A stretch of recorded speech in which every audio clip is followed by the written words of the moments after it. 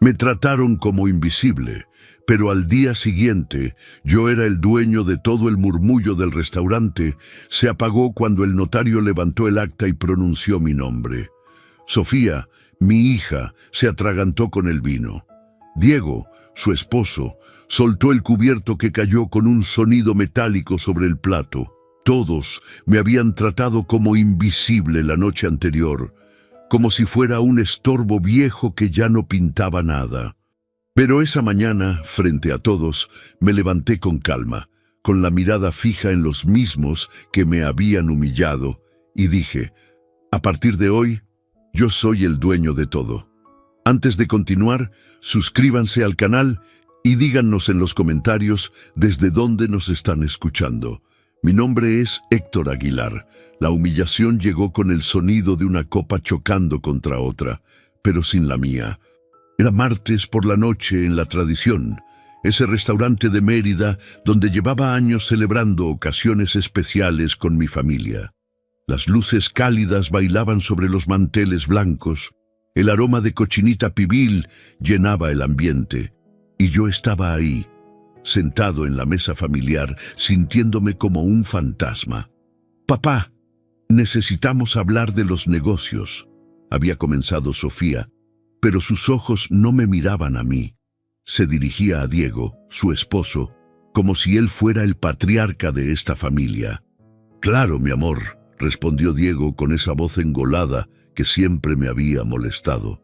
«Tu padre ya está muy mayor para manejar tantas responsabilidades». «Muy mayor. Tengo 72 años, pero mi mente sigue afilada como cuando llevaba la contabilidad de 3 empresas a la vez.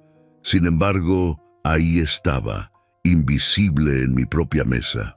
«Diego tiene razón», continuó Sofía, cortando su pescado sin levantar la vista. «La casa de la Colonia Centro, los terrenos de Progreso, las cuentas. Es mucho para una persona de tu edad». Intenté interrumpir. «Sofía, yo puedo...» «Papá, por favor», me cortó con un gesto de la mano, como quien espanta una mosca. «Los adultos estamos hablando». El aire se me atoró en la garganta. ¿Los adultos? Yo construí todo lo que ellos estaban planeando repartirse. 50 años trabajando desde las 5 de la mañana, negándome vacaciones, comprando ropa barata para que mis hijas tuvieran universidad privada. Todo para que ahora me trataran como un niño tonto.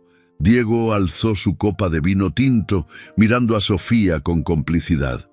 «Por el futuro de la familia», brindó. «Por el futuro», repitió ella, chocando su copa contra la de él. Mi copa siguió intacta sobre la mesa. Ni siquiera notaron que no participé en su brindis. El mesero se acercó con la cuenta, pero Diego la interceptó con un movimiento dramático. «Yo invito», declaró sacando una tarjeta dorada. «Después de todo, pronto manejaré todos estos gastos familiares». La sonrisa que intercambiaron me atravesó como un cuchillo. Yo, que había pagado cada comida familiar durante décadas, ahora era invisible hasta para pagar mi propia cena. Me levanté despacio, sintiendo cómo mis rodillas protestaban. El ruido de las sillas, las conversaciones ajenas, el tintineo de los platos, todo sonaba lejano, como si estuviera sumergido bajo el agua. «¿Te sientes bien, papá?», preguntó Sofía, pero su tono sonaba más molesto que preocupado. «Perfectamente», mentí, apretando el puño bajo la servilleta. Camino a casa, mientras manejaba mi viejo Tsuru por las calles de Mérida, una idea comenzó a crecer en mi mente. Era pequeña, apenas una semilla, pero ya podía sentir sus raíces extendiéndose. Si querían tratarme como invisible, tal vez era hora de desaparecer, pero llevándome todo conmigo. El dolor verdadero llegó cuando abrí la caja de metal donde guardaba los recuerdos de Elena. Eran las 3 de la madrugada y no podía dormir. Las palabras de Sofía resonaban en mi cabeza como campanadas. «Los adultos estamos hablando». Me levanté de la cama que había compartido con mi esposa durante 45 años y caminé descalzo hasta el estudio. Ahí estaba todo: Las fotografías de Elena sonriendo junto al primer local que compramos, los recibos de las colegiaturas de nuestras hijas, las escrituras de cada propiedad que fuimos adquiriendo peso a peso, sacrificio a sacrificio. ¿Te acuerdas, mi amor?, le pregunté a la fotografía de Elena, donde aparecía con su vestido azul el día que firmamos la escritura de la casa. Tú me decías que todo esto era para las niñas. Mi voz se quebró en la habitación vacía. Durante 5 décadas, trabajé como contador en 3 empresas diferentes. Me levantaba antes del amanecer, desayunaba café negro y pan tostado, y no regresaba hasta después de las 9 de la noche. Los fines de semana, mientras otros hombres de mi edad jugaban dominó o veían fútbol, yo revisaba números, hacía declaraciones fiscales adicionales, buscaba cualquier peso extra. Elena cosía vestidos para las vecinas desde la casa. Sus dedos se lastimaban con las agujas, pero nunca se quejó. Todo para que Sofía y Lucía tuvieran lo que nosotros nunca tuvimos: educación universitaria, ropa bonita, quinceañeras con mariachi completo. Nunca nos fuimos de vacaciones a Cancún como los vecinos. Nunca compré el auto nuevo que Elena me pedía cada diciembre.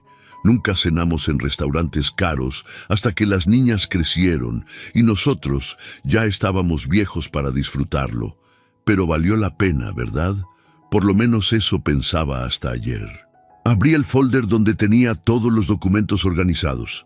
Casa en Colonia Centro, 2.400.000 pesos según el último avalúo. Terrenos en progreso, 800.000 pesos cada uno, y tengo 4.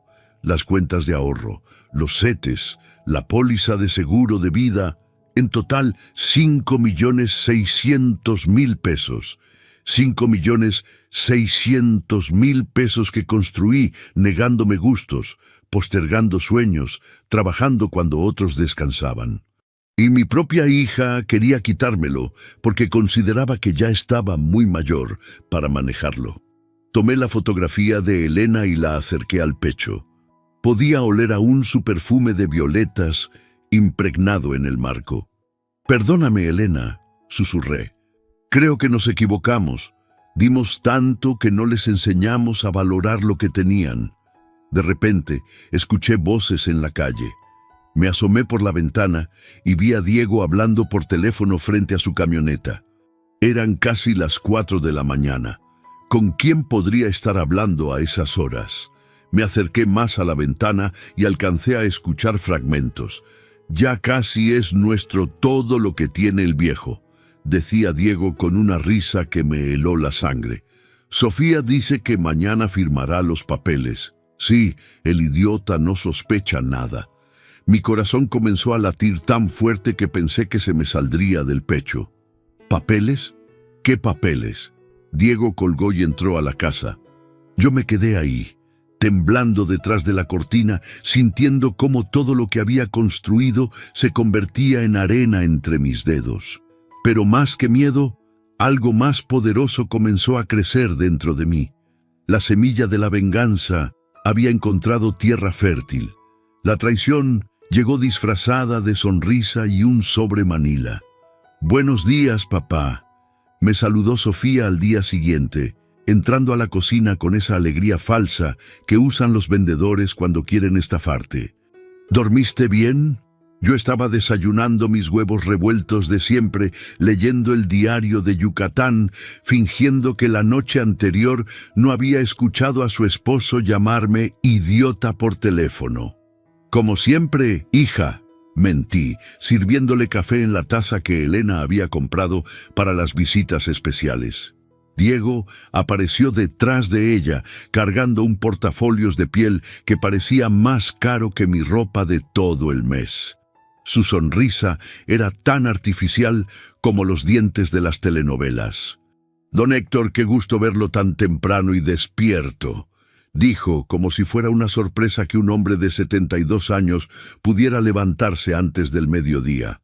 Se sentaron frente a mí con la solemnidad de quienes van a dar una mala noticia o una puñalada por la espalda.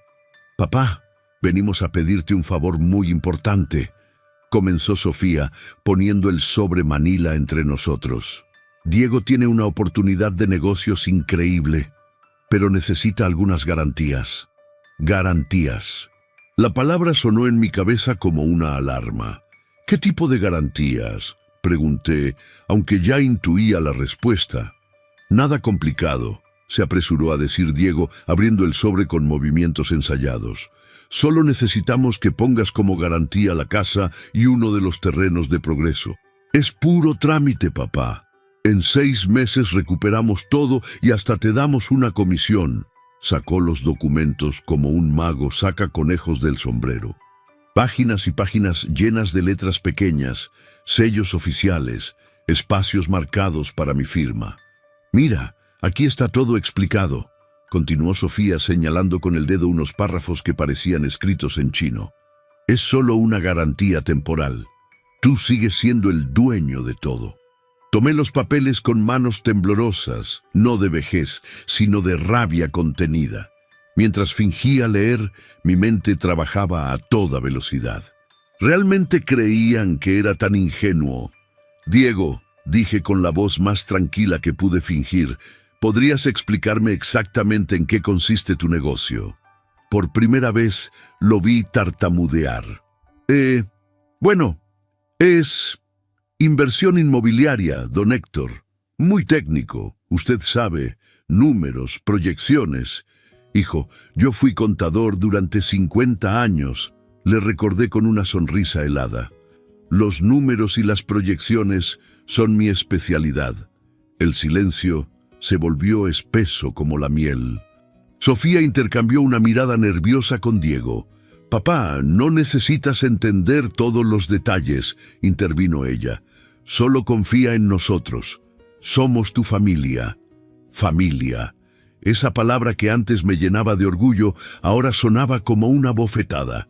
Déjame pensarlo, dije cerrando los documentos. Es mucho dinero, necesito consultarlo con la almohada. Pero papá, exclamó Sofía, y por primera vez en años escuché desesperación real en su voz. La oportunidad es solo por hoy. Si no firmamos antes del mediodía, perdemos todo. Ah, claro. La vieja táctica de la urgencia. Entonces supongo que perderán la oportunidad, dije con calma, guardando los papeles en el sobre. Porque yo no firmo nada sin entenderlo completamente. Diego se puso de pie tan bruscamente que su silla casi se volcó. Don Héctor, con todo respeto, pero está siendo muy terco. Su hija solo quiere ayudarlo a hacer crecer su patrimonio. Mi patrimonio está muy bien donde está, respondí, mirándolo fijamente, y mi hija debería saber que su padre no es ningún tonto. Sofía se levantó también, con los ojos húmedos de lágrimas que no supe si eran de tristeza o de coraje. Papá, a veces creo que ya no confías en tu propia familia. Me levanté lentamente, sintiendo cómo mis rodillas crujían, pero mi determinación se fortalecía. Hija, la confianza se gana cada día. Y algunos comportamientos la hacen tambalear. Los acompañé hasta la puerta, manteniendo el sobre Manila bien apretado contra mi pecho. Cuando se fueron, me quedé parado en el umbral, viendo cómo la camioneta de Diego se perdía entre las calles de Mérida. Pero no estaba solo. Desde la acera de enfrente, un hombre mayor me saludó con la mano. «Héctor», gritó cruzando la calle. ¡Qué milagro verte tan temprano! Era Ernesto Valdés, mi viejo amigo y notario público. El mismo que había legalizado mi matrimonio con Elena, el nacimiento de mis hijas y la compra de cada una de mis propiedades. Ernesto, qué casualidad, le dije. Pero en mi mente ya estaba formándose un plan. Una casualidad que tal vez no fuera tan casual después de todo. La humillación más grande de mi vida llegó acompañada del aroma a café y el murmullo de una cafetería llena. 3 días después del incidente con los papeles, Sofía me citó en Café de la Plaza, ese lugar del centro histórico donde íbamos cuando ella era niña, y me pedía malteadas de chocolate. Pensé que quería pedirme perdón, que tal vez había reflexionado sobre su comportamiento. ¡Qué ingenuo fui! Llegué puntual a las 5 de la tarde, con la camisa blanca que Elena me había planchado antes de morir y los zapatos negros que lustré esa mañana. Sofía ya estaba ahí, sentada en una mesa junto a la ventana, acompañada de Diego y 3 personas que no reconocí. Una pareja de mediana edad y un hombre trajeado con cara de abogado. «Papá, acá», me saludó Sofía, pero su voz sonaba tensa, como cuando era adolescente y había quebrado algo valioso. Me senté en la silla que habían dejado libre, sintiendo inmediatamente que era el único que no sabía de qué se trataba esta reunión. «Héctor, ellos son los García», me presentó Diego con esa sonrisa comercial suya. «Están interesados en comprar uno de sus terrenos de Progreso». Los García me estrecharon la mano con esa efusividad falsa de quien quiere venderte algo que no necesitas. El hombre trajeado resultó ser su abogado.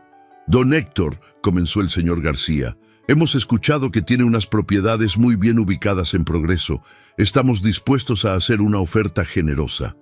«No están en venta», respondí inmediatamente. El silencio incómodo se extendió por la mesa como una mancha de café. Diego carraspeó. «Don Héctor, tal vez debería escuchar la oferta antes de decidir». 400,000 pesos, soltó la señora García como quien lanza una bomba. «Por el terreno de la esquina. Cash, sin intermediarios. Mi terreno valía más de 800,000 según el último avalúo, pero no era el dinero lo que me molestaba. Era la obviedad de la trampa». «¿Y cómo supieron exactamente cuál terreno es el de la esquina?», pregunté mirando fijamente a Diego. «Bueno, yo les di algunas referencias», tartamudeó. «Referencias que incluían ubicación exacta, medidas y avalúos, supongo». Sofía intervino con voz nerviosa. «Papá, Diego solo quería ayudarte. Los García son gente seria, de confianza». «¿Ah, sí?», dije, volteando hacia los supuestos compradores. «¿A qué se dedican ustedes?» «Construcción», respondió él. «¿Qué tipo de construcción?» A casas, departamentos. Tienen licencias municipales». «Por supuesto, pero ¿podrían mostrarme alguna referencia de proyectos anteriores?» Los García intercambiaron miradas de pánico. El abogado tosió incómodamente. «Don Héctor», intervino Sofía, y por primera vez en años su voz tenía el tono cortante que usaba cuando perdía la paciencia. «¿Podrías dejar de hacer tantas preguntas? Ya pareces interrogatorio de policía». La cafetería seguía su ritmo normal, tazas chocando, conversaciones ajenas, música de fondo, pero en nuestra mesa el aire se había vuelto pesado como antes de una tormenta. «Solo quiero entender por qué mi hija arregla reuniones a mis espaldas con gente que quiere comprar propiedades que yo nunca puse en venta». «Porque ya no razonas bien», explotó Diego, golpeando la mesa con la palma. «Porque te aferras a propiedades que no produces nada, mientras nosotros tenemos proyectos reales, oportunidades reales». Diego trató de calmarlo Sofía. «No, Sofía, alguien tiene que decírselo», continuó Diego, alzando la voz hasta que las mesas vecinas voltearon a vernos. «Su papá ya no está para manejar negocios. Necesita ayuda, necesita que alguien más joven tome las decisiones importantes. El corazón me latía tan fuerte que pensé que se me iba a salir del pecho, pero no era miedo. Era una rabia que había estado acumulándose durante meses. «¿Alguien más joven como tú?», pregunté con voz peligrosamente calmada. «Exacto», respondió Diego con petulancia. «Alguien que entienda el mercado actual, las oportunidades modernas». Me levanté lentamente, sintiendo cómo todas las miradas de la cafetería se concentraban en nuestra mesa. Los García parecían querer desaparecer bajo la mesa. «¿Sabes qué, Diego? Tienes razón en algo», dije, sacando mi cartera. «Soy un viejo que ya no entiende muchas cosas modernas. Puse un billete de 200 pesos sobre la mesa, suficiente para pagar todas las bebidas. Pero hay algo que sí entiendo perfectamente», continué mirando fijamente a mi hija. Entiendo cuando alguien me está tratando de robar. «Papá», gritó Sofía, pero ya era demasiado tarde. «Y entiendo perfectamente», añadí, alzando la voz para que toda la cafetería me escuchara. «Cuando mi propia hija prefiere creerle a un extraño que a su padre». El silencio en la cafetería se volvió sepulcral. Hasta el barista dejó de hacer ruido con las tazas. Sofía se puso de pie, con las mejillas rojas de vergüenza y los ojos brillando de lágrimas o rabia. «¡Cállate, viejo sordo!», gritó con una voz que no reconocí. «Ya ni entiendes nada de lo que pasa a tu alrededor». Sus palabras me golpearon como puños en el estómago. «Viejo sordo». La frase resonó en la cafetería llena, rebotó en las paredes de azulejos, se clavó en mi corazón como un clavo oxidado. Diego soltó una carcajada que sonó como cristales rompiéndose. Ya era hora de que alguien se lo dijera.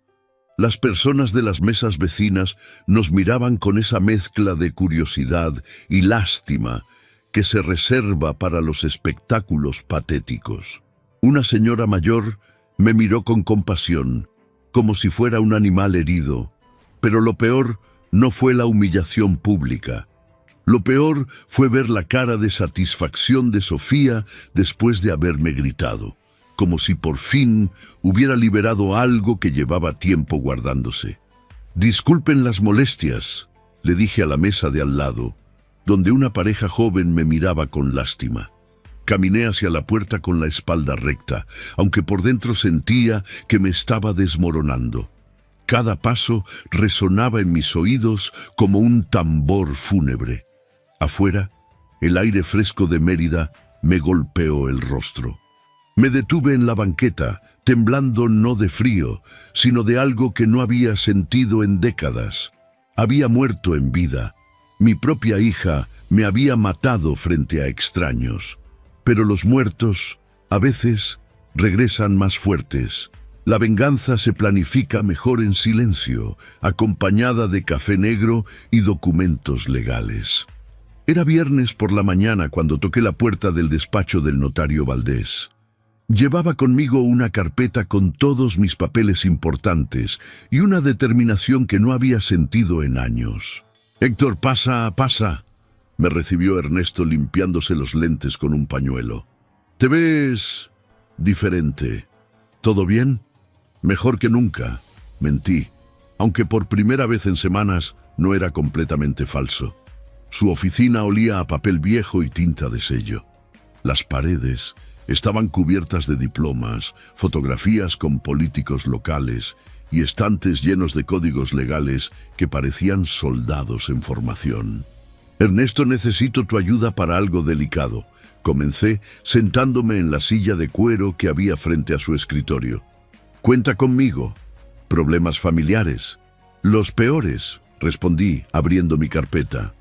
«Quiero proteger mi patrimonio de quienes creen que por ser mi familia tienen derecho a robármelo».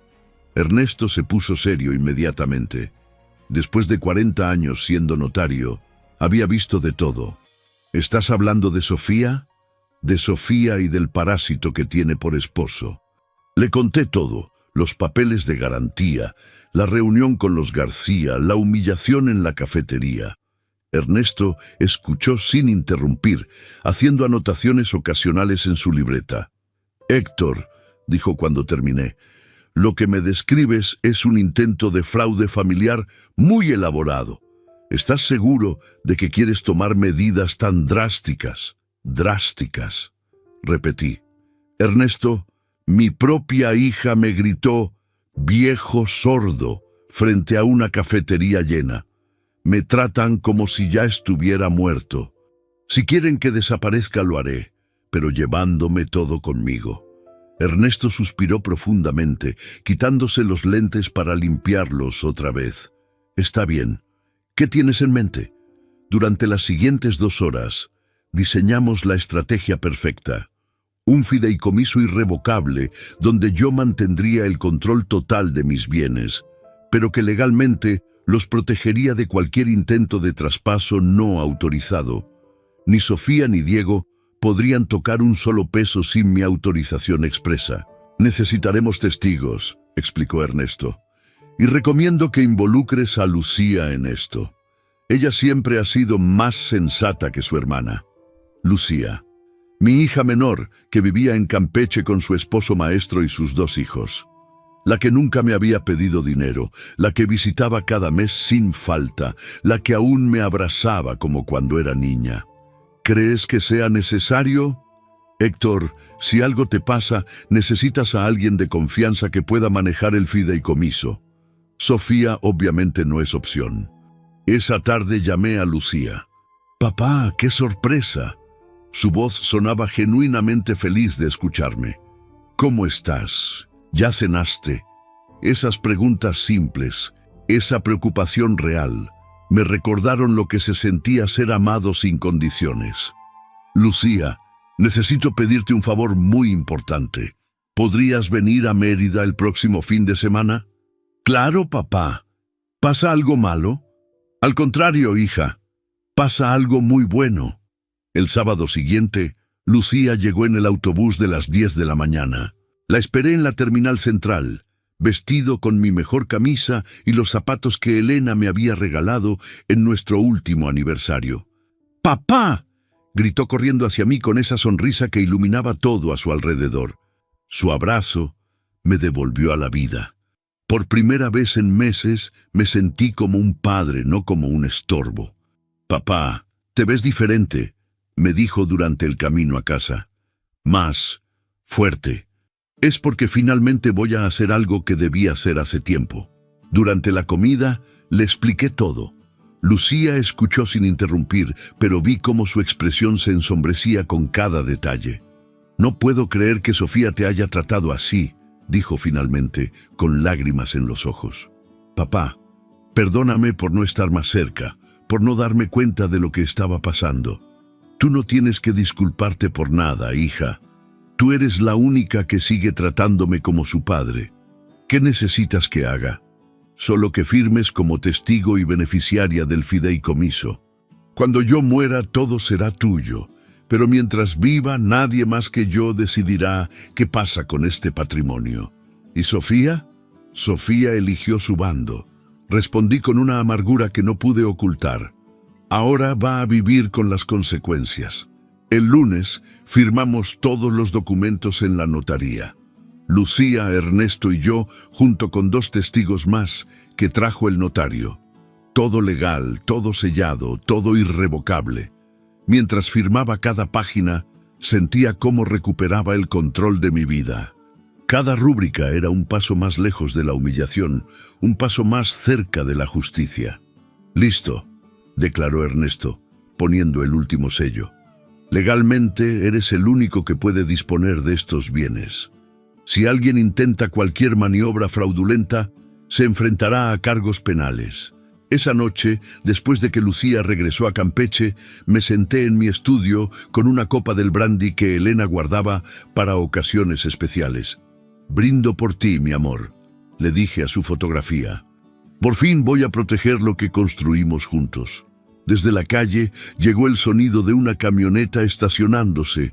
Me asomé por la ventana y vi a Sofía bajándose del vehículo de Diego, cargando un sobre Manila que reconocí inmediatamente. Venía a intentar otra vez, pero esta vez yo estaba preparado. Esta vez la sorpresa sería mía. El teatro de mi propia humillación estaba a punto de convertirse en el escenario de mi triunfo. «Papá, necesitamos hablar», anunció Sofía desde la sala, usando ese tono imperioso que había perfeccionado en los últimos meses. Era miércoles por la tarde. Había estado esperando esta visita desde el lunes, cuando firmé el fideicomiso. Diego la acompañaba, por supuesto, junto con el mismo abogado de la cafetería y 2 personas más que no reconocí. «Claro, hija», respondí con la mansedumbre de siempre, arrastrando los pies hacia la sala como el viejo derrotado que creían que era. La sala que Elena había decorado con tanto amor ahora se veía invadida por extraños que sonreían con esa falsedad que usan los buitres antes de devorar la carroña. «Papá, hemos organizado una pequeña reunión familiar. comenzó Sofía, señalando hacia las sillas que habían acomodado en círculo. Queremos anunciar oficialmente algunos cambios en el manejo de tus propiedades. Algunos cambios, como si mi patrimonio fuera una empresa donde ellos fueran los socios mayoritarios. ¿Cambios?, pregunté, sentándome en la silla que me habían asignado, curiosamente la más alejada del centro. Sí, papá, cambios necesarios, intervino Diego con esa sonrisa de tiburón. Hemos invitado a algunas personas importantes para que sean testigos de tu decisión de transferirnos la administración de tus bienes. Miré alrededor. Además del abogado, había una pareja mayor que se presentó como los Herrera, amigos de la familia, que yo nunca había visto en mi vida, y un hombre corpulento que Diego presentó como su socio de negocios. ¿Mi decisión?, repetí, fingiendo confusión. No recuerdo haber tomado ninguna decisión. Papá, por favor, suspiró Sofía con exasperación teatral. Ya hablamos de esto. Tú mismo dijiste que era demasiada responsabilidad para una persona de tu edad. Mentira. Yo jamás había dicho eso, pero aparentemente habían decidido que esa sería mi versión oficial de los hechos. Miren, anunció Diego, poniéndose de pie como un maestro de ceremonias. Don Héctor ha decidido, sabiamente, transferir el control de sus propiedades a manos más jóvenes y capaces. Los invitados asintieron con esas sonrisas compradas que se usan en los velorios cuando nadie conocía realmente al difunto. «Es lo mejor para toda la familia», agregó la señora Herrera, como si alguien le hubiera pedido su opinión. «Exacto», continuó Diego, sacando documentos del mismo portafolios de piel. «Por eso hemos preparado esta transferencia legal, donde don Héctor oficialmente nos otorga poder para administrar sus bienes». Mi corazón comenzó a latir más rápido, pero no de miedo. Era anticipación pura. ¿Y si me niego?, pregunté con voz temblorosa, interpretando perfectamente al viejo confundido. «Papá», dijo Sofía con esa falsa paciencia que usan con los niños testarudos, «ya no estás en condiciones de tomar este tipo de decisiones. Todos aquí pueden ser testigos de tu deterioro mental. Deterioro mental». Ahí estaba, la carta que habían estado guardando para el final. «Mira, don Héctor», intervino el abogado abriendo una carpeta llena de papeles, «todo está preparado. Solo necesitamos su firma y todo estará en orden. Sus hijas podrán cuidar mejor de usted sin que tenga que preocuparse por propiedades, cuentas bancarias, inversiones». «Sus hijas», noté.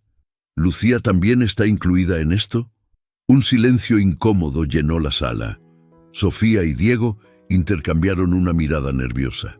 «Bueno, Lucía vive lejos. No puede hacerse cargo de estas responsabilidades», tartamudeó Sofía. «Entonces solo tú y Diego van a cuidar de mis bienes». «Exactamente», confirmó Diego con renovada confianza. «Nosotros vivimos aquí, conocemos el mercado local, tenemos los contactos necesarios».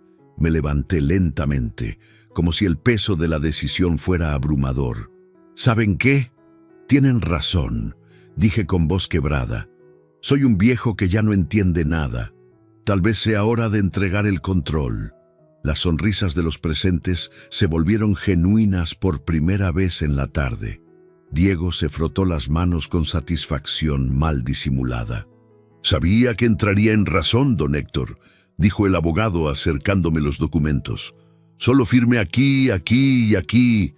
Tomé la pluma con manos que temblaban teatralmente.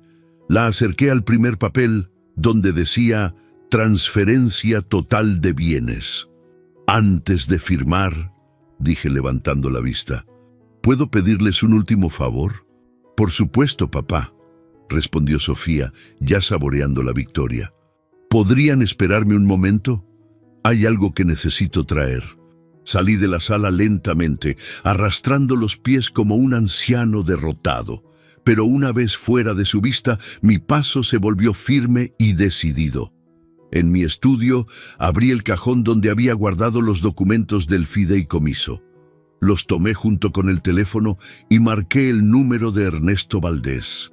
«Ernesto, es hora», susurré al teléfono. «Ven a mi casa ahora. Trae todo lo que necesites». «¿Estás seguro, Héctor?» Nunca he estado más seguro de algo en mi vida. Regresé a la sala con una carpeta en las manos, pero no la que esperaban. «¿Qué es eso, papá?», preguntó Sofía frunciendo el ceño.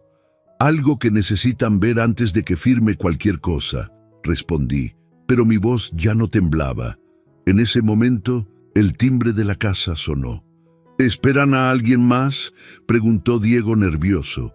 «Sí», respondí con una sonrisa que no habían visto en meses. «Al verdadero dueño de esta casa». Y cuando abrí la puerta para recibir al notario Valdés, vi en sus ojos el mismo brillo de satisfacción que yo sentía. El espectáculo estaba a punto de comenzar, pero esta vez yo era el director. La verdad llegó vestida de traje gris y cargando un portafolios que pesaba más que todas las mentiras que habían construido. «Buenas tardes», saludó el notario Valdés, entrando a mi sala como si fuera su propia oficina. «Soy Ernesto Valdés, notario público número 42. Vengo a legalizar unos documentos del señor Héctor Aguilar». El silencio que siguió fue tan profundo que pude escuchar el tic-tac del reloj de pared que Elena había comprado en nuestro primer aniversario. «¿Notario?», tartamudeó Diego, con la cara descompuesta. «No entiendo. Don Héctor, ¿qué significa esto?» «Significa, hijo», dije, y por primera vez en meses mi voz sonó firme como el acero, que el viejo sordo sí entiende perfectamente lo que pasa a su alrededor. Sofía se puso de pie tan bruscamente que derribó su silla. «Papá, ¿qué estás haciendo?». «Lo que debí hacer desde la primera vez que me trataste como si fuera invisible», respondí, caminando hacia el centro de la sala. «Proteger lo que tu madre y yo construimos con 50 años de sacrificios». Los invitados de Diego miraban hacia todas partes como buscando una salida. El abogado guardó precipitadamente sus documentos como si quemaran. «Miren», continué abriendo mi carpeta, «yo también he preparado algunos papeles. Ernesto, ¿podrías explicarles a estos señores qué es un fideicomiso irrevocable?». El notario Valdés se acomodó los lentes y comenzó a hablar con esa voz oficial que usan los funcionarios cuando las cosas se ponen serias. Un fideicomiso irrevocable es una figura legal donde el propietario de los bienes mantiene control total sobre su patrimonio, pero lo protege legalmente de cualquier intento de transferencia no autorizada, explicó, mirando directamente a Diego. Una vez establecido, nadie más que el fideicomitente puede disponer de dichos bienes. ¿Qué significa eso?, preguntó Sofía con voz ahogada. «Significa, hija», dije, sintiendo cómo cada palabra me devolvía años de dignidad perdida, «que todos esos planes que tenían para apoderarse de mis propiedades acaban de convertirse en humo». Diego se levantó como un resorte, con la cara roja de ira. «Esto es absurdo. Usted no puede hacer eso. Necesita nuestra autorización». «¿Mi autorización?», pregunté, soltando una carcajada que no había sentido en meses. «Diego, hijo, yo no necesito autorización de nadie para proteger lo que es mío». «Papá», intervino Sofía y por primera vez en años escuché miedo genuino en su voz. «No entiendes lo que estás haciendo. Nosotros solo queríamos ayudarte». «¿Ayudarme?», repetí, sintiendo cómo la rabia contenida de meses finalmente encontraba su voz. «¿Ayudarme? Como cuando me gritaste viejo sordo frente a toda una cafetería? ¿Como cuando Diego me llamó idiota por teléfono, creyendo que no lo escuché?» Diego palideció instantáneamente. Yo nunca. «A las 4 de la madrugada del martes pasado», continué implacable, «estabas parado frente a tu camioneta, hablando por teléfono. Dijiste, y cito textualmente, «Ya casi es nuestro todo lo que tiene el viejo. El idiota no sospecha nada». El silencio se volvió sepulcral. Los invitados se removían incómodos en sus asientos, deseando estar en cualquier otro lugar. ¿Saben lo que se siente?, pregunté, caminando lentamente alrededor de la sala. ¿Saben lo que se siente escuchar a tu propia hija y a su esposo planear cómo robarte todo por lo que trabajaste durante 50 años? Mi voz se quebró, pero no de debilidad. Se quebró de dolor convertido en fuerza. Me levanté a las 5 de la mañana durante 5 décadas. Desayuné pan tostado y café negro porque el desayuno completo era muy caro. Me negué vacaciones, ropa nueva, cenas en restaurantes, para que ustedes tuvieran universidad, quinceañeros, vestidos bonitos. Sofía comenzó a llorar, pero ya no me importaba. Tu madre cosía vestidos para las vecinas hasta que se le sangraron los dedos porque cada peso extra era para el futuro de sus hijas. Y yo, como un tonto, creí que ese sacrificio valía la pena. Papá, nosotros... ¡Cállate!, grité, y mi voz resonó en toda la casa como un trueno. 50 años trabajando para que mi propia hija me trate como un estorbo que hay que quitar del camino. Los Herrera se levantaron discretamente y comenzaron a caminar hacia la puerta. ¿A dónde van?, les pregunté. Quédense. Ustedes vinieron a ser testigos de cómo mi hija me robaba. Ahora sean testigos de la verdad. Señor Aguilar, tartamudeó el señor Herrera. Nosotros no sabíamos. Diego nos dijo que era una transferencia voluntaria. Por supuesto que no sabían, exploté. Porque fueron parte de una farsa, de un teatro montado para legalizar un robo. Ernesto Valdés abrió su portafolios y sacó los documentos oficiales del fideicomiso. Señora Sofía, señor Diego, dijo con voz oficial, cualquier intento de transferir, vender o hipotecar los bienes del señor Aguilar sin su autorización expresa constituye fraude y será perseguido por la ley. Diego se derrumbó en su silla como un globo pinchado. Don Héctor, nosotros podemos llegar a un arreglo. ¿Un arreglo?, pregunté, mirándolo con desprecio. El único arreglo que quiero es que salgas de mi casa y no regreses jamás. Papá, no puedes hacer esto, sollozó Sofía. Soy tu hija. Me acerqué a ella. Sentí el olor del perfume que Elena le había enseñado a usar, vi los ojos que había heredado de su madre. Por un momento mi corazón se ablandó, pero entonces recordé su voz gritándome viejo sordo, la risa de Diego, las miradas de lástima de los extraños en la cafetería. Sí, eres mi hija, dije con voz serena pero firme, pero eliges ser la hija que prefiere humillar a su padre antes que respetarlo. Tomé los documentos del fideicomiso y los levanté para que todos los vieran. A partir de este momento, yo soy el único dueño legal de todo mi patrimonio. 5.600.000 pesos que seguirán siendo míos hasta el día que muera. Sofía se desplomó llorando. Diego miraba al suelo, derrotado. Los invitados se escabulleron hacia la puerta como cucarachas cuando se enciende la luz. Pero yo me quedé ahí, de pie en mi propia sala, sintiéndome más alto de lo que había sido en años.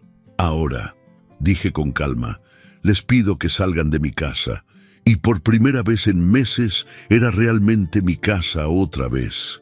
El silencio después de la tormenta fue lo más hermoso que había escuchado en años. La casa quedó vacía excepto por Ernesto, que terminaba de organizar los documentos, y yo, que me quedé parado en el centro de la sala, respirando el aire limpio de la justicia. ¿Estás bien, Héctor?, me preguntó Ernesto, guardando los últimos papeles en su portafolios. Mejor que nunca, respondí, y por primera vez en meses era completamente cierto. Me senté en el sofá donde Elena y yo habíamos visto tantas películas dominicales, donde habíamos discutido el futuro de nuestras hijas cuando eran pequeñas. Ahora, ese mismo sofá era testigo de mi resurrección. ¿Crees que hice lo correcto?, le pregunté a Ernesto. Héctor, Lo que hiciste no fue venganza, fue justicia. Hay una diferencia muy importante. Después de que Ernesto se fue, me quedé solo en la casa que ahora era completamente mía otra vez. Caminé por cada habitación, tocando los muebles que Elena y yo habíamos comprado poco a poco, viendo las fotografías de cuando éramos una familia feliz. En la fotografía de la quinceañera de Sofía, ella me abrazaba con una sonrisa genuina. En la de su graduación universitaria, me besaba la mejilla mientras yo lloraba de orgullo. ¿Cuándo se había roto todo? ¿En qué momento el amor se había convertido en codicia? El teléfono sonó. Era Lucía. «Papá, ¿cómo te fue? ¿Todo salió bien?» Su voz preocupada me recordó que no toda mi familia estaba perdida. «Mejor de lo que esperaba, hija, mucho mejor». «¿Y Sofía?» Hice una pausa larga antes de responder. «Sofía eligió su camino, Lucía. Ahora tendrá que vivir con las consecuencias. Papá, yo quiero que sepas que estoy orgullosa de ti. Sé que no fue fácil, pero hiciste lo correcto». Esas palabras valían más que los 5.600.000 pesos que acababa de proteger. «Gracias, hija. Gracias por recordarme que todavía soy tu padre. Esa noche cené solo, pero no me sentí solo. Preparé los huevos revueltos que Elena me había enseñado a hacer, serví un vaso del jugo de naranja que compraba en el mercado de los domingos y comí en silencio, saboreando cada bocado. Después me senté en mi estudio con la fotografía de Elena entre las manos. «¿Viste eso, mi amor?», le pregunté. «Tu esposo no era tan tonto como pensaban». Afuera, Mérida seguía su ritmo nocturno. Los carros pasaban por la calle, los vecinos regresaban del trabajo, la vida continuaba. Pero adentro de mi casa, algo había cambiado para siempre. Ya no era el hombre invisible que arrastraba los pies esperando que alguien le prestara atención. Ya no era el viejo derrotado que aceptaba humillaciones por el simple miedo a la soledad. Era Héctor Aguilar, 72 años, contador jubilado, viudo, padre de 2 hijas y dueño absoluto de un patrimonio de 5.600.000 pesos que había construido con honestidad, sacrificio y trabajo. Pero más importante que el dinero, era dueño de su dignidad otra vez. Tomé papel y pluma y comencé a escribir una carta para Sofía.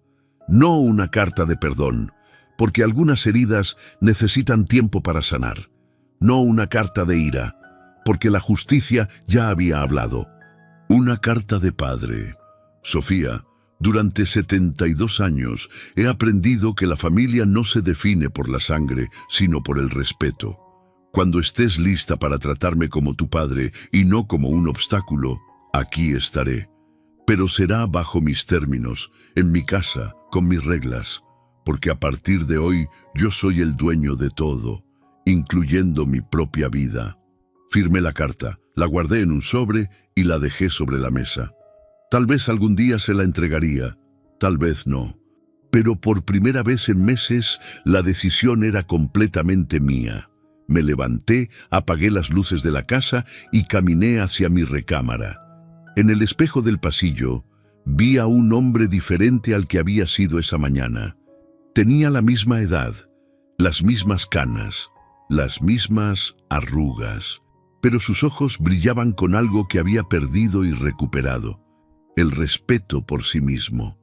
«Nunca subestimen a un viejo», me dije a mi reflejo, recordando las palabras que le había dicho a Diego, porque algunos aún sabemos cómo ganar, y por primera vez en años dormí profundamente sabiendo que había ganado la batalla más importante de mi vida, la batalla por mi propia dignidad. Al día siguiente me desperté temprano, como había hecho durante 50 años, pero esta vez, cuando me levanté y vi el sol de Mérida entrando por mi ventana, sonreí. Porque ayer había sido invisible, pero hoy y todos los días que me quedaran, yo era el dueño de todo. A la mañana siguiente volví a la tradición. Sofía y Diego ya estaban sentados, con los ojos rojos de una noche sin dormir. Cuando el notario Valdés leyó en voz alta el acta del fideicomiso, el murmullo del restaurante se apagó. Sofía se atragantó con el vino. Diego dejó caer el cubierto sobre el plato. A partir de hoy, dije de pie mirando a todos, yo soy el dueño de todo. Nadie brindó. No hizo falta. El silencio fue más claro que cualquier aplauso. Tomé mi sombrero, asentí al notario y salí a la luz de Mérida en paz con mi nombre y con mi historia. Aquí termina mi historia. La historia de un hombre que aprendió que la dignidad no se mendiga, se defiende. Durante meses me trataron como invisible, como un estorbo viejo que ya no pintaba nada. Pero cuando decidí actuar, cuando protegí lo que era mío, recuperé algo más valioso que el dinero. Recuperé el respeto por mí mismo. A veces la familia nos decepciona. A veces quienes más amamos son quienes más nos hieren. Pero nunca, nunca debemos permitir que nos quiten nuestra dignidad. La traición duele, especialmente cuando viene de la sangre de nuestra sangre. Pero la superación es posible, incluso cuando ya tienes 72 años como yo los tenía. Yo demostré que un viejo aún puede ganar la partida más importante, la batalla por su propio valor. Si esta historia te hizo reflexionar sobre el respeto en tu familia, sobre la importancia de defender lo que es tuyo, entonces cumplió su propósito. Porque todos, sin importar la edad, merecemos ser tratados con dignidad. No olviden suscribirse al canal y activar las notificaciones para más historias reales que nos enseñan sobre la vida. Díganos en los comentarios, ¿alguna vez se han sentido invisibles en su propia familia? ¿Cómo defendieron su dignidad? Sus experiencias pueden ayudar a otros que viven situaciones similares.